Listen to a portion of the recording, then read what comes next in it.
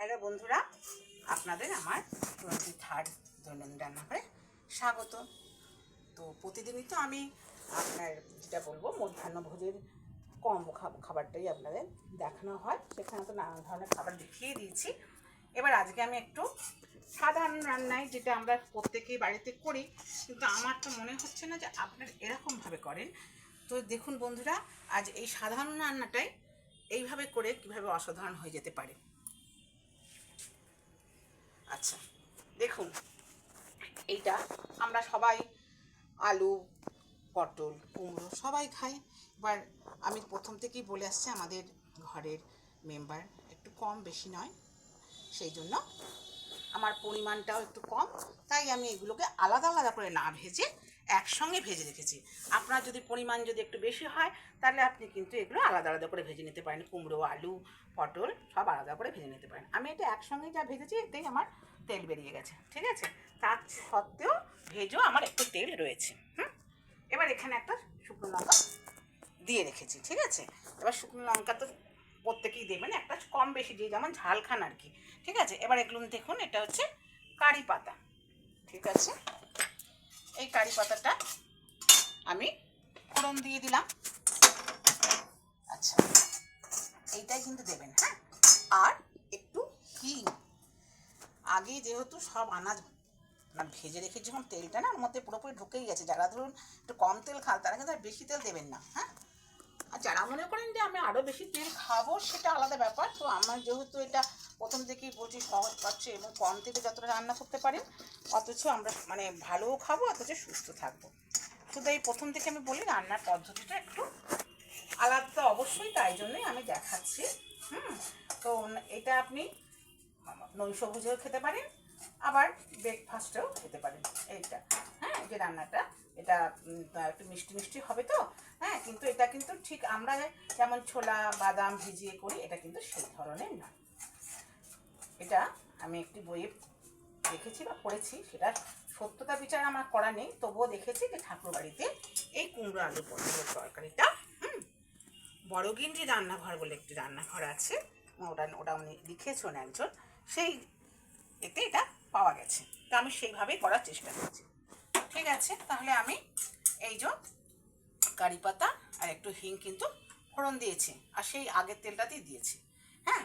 এবার আমি সবসময় আপনার মশলাটা কিন্তু একসঙ্গে করে রাখি, আগেও দেখেছেন আমি এরকমভাবে করি। এখানে আদা, জিরে, ধনে সব কিছু এখানে আছে।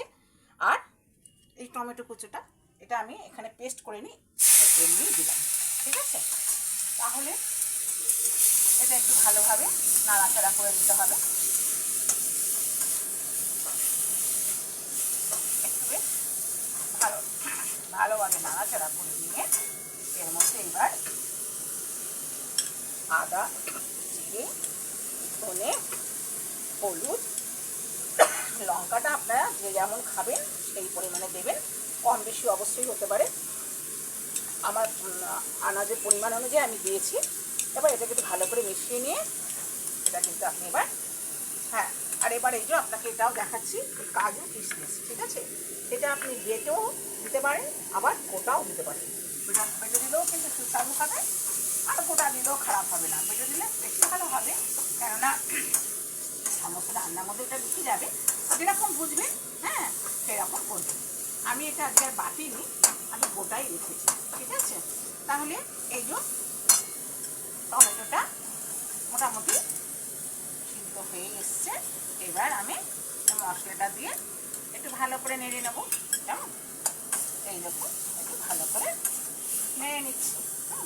একটু কষিয়ে নিয়ে না নিলে একটা কাঁচা মশলার তো গন্ধ পাওয়া যায়, সেই জন্য একটু ভালো করে যতক্ষণ একটু তেল ছেড়ে আসছে ততক্ষণ কিন্তু আমি ভাজা আনাজটা হলেও আমি দেবো না, কেমন। এবার দেখুন এটার সঙ্গে আর একটা ব্যাপারও আছে, এখানে এই যে মুগের ডাল আপনি একটু হালকা করে ভেজে অল্প সেদ্ধ করে রেখে দেবেন, কেমন। এবার এই যে আমি এখন এটা দেবো, আপনার আনাজটা যখন দেবো, এটা যখন হয়ে হয়ে আসবে তখন কিন্তু আপনাকে ওই ডালটা দিয়ে দিতে হবে। তো এইটা এই যে দেখুন দেখুন বেশ কি মশলা থেকে তেলটা ছেড়ে আসছে, ঠিক আছে। এই দেখুন তেলটা ছেড়ে আসছে, দিয়ে কিন্তু খুব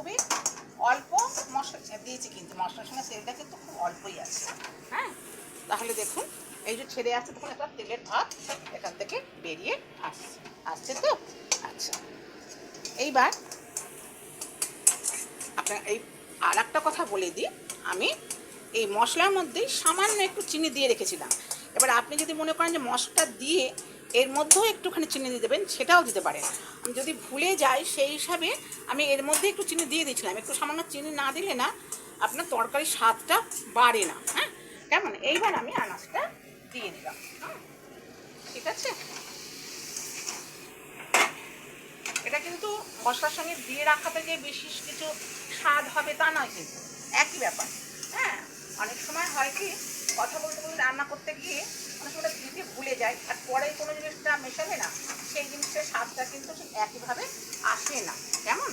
তাই আপনি মশলাটা দিয়ে তারপরেও আপনি চিনিটা সামান্য দিয়ে দিতে পারেন, আর মশলার সঙ্গে চিনিটা একটু দিয়ে রাখতে পারেন, কষার সময় সেটা হয়ে যায়। আর মেনলি এই আপনার এই সঙ্গে দিলে, মশলার সঙ্গে দিলে কী হয়, কাঁচা লঙ্কার তরকারি হলেও আপনার কিন্তু তরকারির একটা ভালো রং এসে যায়। দেখুন, আমি কিন্তু কোনো শুকনো লঙ্কা ইউজ করিনি, অথচ দেখুন আপনার তরকারির একটা সুন্দর রং আসছে না? সুন্দর রং আসছে তো। এই জন্য ভাবছি একটা খেতে তো আছেই, খাবার ব্যাপারটা তো আছে, আবার দেখনদারি ব্যাপারটা একটা আছে। হ্যাঁ, দেখলে যদি ভালো লাগে, অনেকের তখন আবার খেতে ইচ্ছে করে, তাতে যদি রান্না ভালো হোক চা না। হ্যাঁ, ঠিক আছে। তাহলে দেখুন, এই যে আমার কষাটা মোটামুটি হয়ে আসছে। হ্যাঁ, আর এই যে কষাটা হতে থাক। আর এবার আপনার এই আমি ডালটা, দেখুন ডালটা দিয়ে দিলাম। আগে থেকে দেওয়া যাবে না, দেখুন একটুখানি কিন্তু ডালটা পুরো গলেনি, দেখতে পাচ্ছেন তো, পুরো কিন্তু ডালটা গলেনি। ঠিক আছে, এবার এইটা দিয়ে একটু নাড়াচাড়া করে একটু সিদ্ধ হওয়ার মতো সময় দিতে হবে। আলুটা যতই ভাজা থাকবে একটু সিদ্ধ হতে সময় লাগবে। তো এটা হতে দিতে হবে। আর ওপর দিয়ে আপনি এই কাজু কিশমিশ ছড়িয়ে তো দেবেনই, তারপরেও আপনাকে দেখাচ্ছি যে এরকম, এই দেখুন পাঁপড়টাকে ভেজে এই গুঁড়িয়ে নিলাম, এটা সবার লাস্টে দেবো। তা বন্ধুরা, এটা একটু হতে থাকুন, আমরা এক্ষুনি ফিরে আসি। দেখো বন্ধুরা, আবার ফিরে এলাম, আমার এটা মোটামুটি হয়ে গেছে। হ্যাঁ, এইবার আমি ওপর দিয়ে একটু কাজু বাদাম দিয়ে দিচ্ছি। এটা বললাম বেটেও দেওয়া যেতে পারে, আবার একটু গোটা দেওয়া যেতেও পারে। ঠিক আছে, এইবার কাজু কিশমিশ দিয়ে দেওয়া হলো। এবার ঘিটা ওপর দিক দিয়ে ছড়িয়ে দেওয়া হলো। আর একটু গরম মশলা, আর একটু গরম মশলা। কেমন? তাহলে রান্না কমপ্লিট। ঠিক আছে, এইবার এই রান্নাটা মোটামুটি হয়ে গেল। এইবার গার্নিশিংয়ের সময় যেটা বললাম, আমি একটু ঢালছি, অপেক্ষা করুন। আচ্ছা, এবার আমি তাহলে এটা ঢেলে ফেলতে পারি। ঢেলে নিচ্ছি।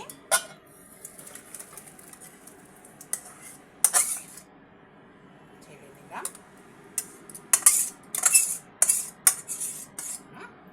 এইবার ওপর থেকে এই যে আপনার কিছু রেখেছি, পাঁপড় ভাজা করে রেখেছি, ভাজাটা এখন গুঁড়ো করে একটু দিতে হবে। তো এই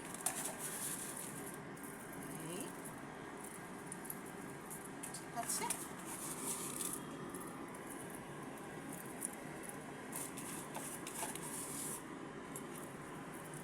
হয়ে গেল। তাহলে দেখুন এবার বন্ধুরা,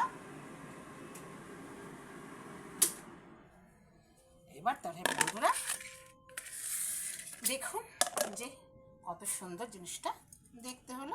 হ্যাঁ, শুধু দেখতে না, খেয়েও দেখবেন কতটা সুন্দর হয়েছে।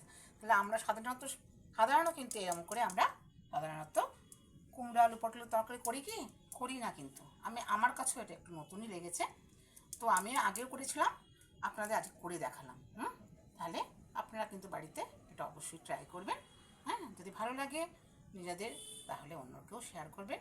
কেন আমরা সব কিছুই কিন্তু নিজে খেয়ে শান্ত হই না, অন্যকেও কিন্তু আমরা সেটা করে খাওয়াতে পারলে নিজেদের তৃপ্ত মনে করি, তাই না? যে খাইয়েও তৃপ্ত, খেয়েও তৃপ্ত। ঠিক আছে বন্ধুরা, আপনারা সকলে ভালো থাকবেন। পরম পিতার অশেষ দয়া আপনাদের উপর বর্ষিত হোক, আমি এটাই সবসময় কামনা করি। এটা কিন্তু আমি জাস্ট একটা জিনিস এখন দেখালাম। এটা অন্যান্য খাবারের সঙ্গে আপনি কম্প্রোমাইজ করে খেতে পারেন, বা ধরুন দুপুরে এটা রাখলেন না, রাত্রে আপনার নৈশভোজে এটা করতে পারেন। হ্যাঁ, আর তার সঙ্গে আপনি কিছু ভাজা, বেগুন ভাজা, আলু ভাজা, যেটা আপনার পছন্দ সেটাও রাখতে পারেন, আবার নাও রাখতে পারেন। লুচি, পরোটা, রুটি, যাই হোক, এটা আমার তো দৈনন্দিনের ব্যাপার না, আমি তো একদিনের ব্যাপার কিছু নয়। তাই যখন যেটা আমাদের ভালো লাগবে তখন সেটার সঙ্গে আমরা এটা পরিবেশন করতে পারি। শুধু তরকারি রান্নার একটু প্রকারভেদ, কেমন? ঠিক আছে বন্ধুরা, আপনারা সবাই ভালো থাকবেন। পরম পিতার কাছে আপনাদের অশেষ মঙ্গল কামনা করে আজকের মতো ভিডিও শেষ করলাম। জয় গুরু।